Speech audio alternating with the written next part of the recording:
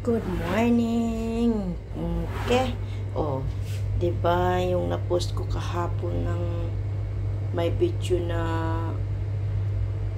inatake niya mga OFW kasi mga social daw dahil sa tuwing tumitingin sila ng video, mga sosyalin daw na mga gamit ang nakikita niya sa mga OFW. Naku, huwag naman lahat din. Tingnan mo nga, tira-tira. From itong ulam na to, itong isda na to, siguro, from ay nadubo to, mga 2 to 3 days na to.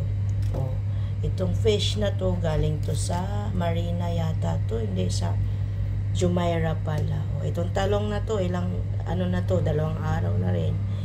So, yan mga tira-tira. Oh, itong adobo, kailan to? Kahapon. Oh, diba?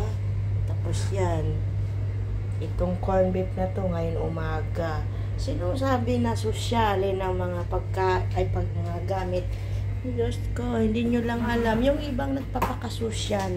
Ano lang yon? Siguro mga talagang may pira yung mga yun. Yung binibigyan ka lang ng isang Colgate, isang sabon, syempre sa dami siguro ng kapitbahay para at least mayroon ka man lang matikman galing sa ibang bansa. I-appreciate mo na yung maliit na bagay. Nung umalis ba si OFW, humingi ba sa inyo ng pera? Hindi, di ba? So, huwag tayong huwag tayong masyadong mapanglait, mapanghusga. Tama ba ako? Ayan.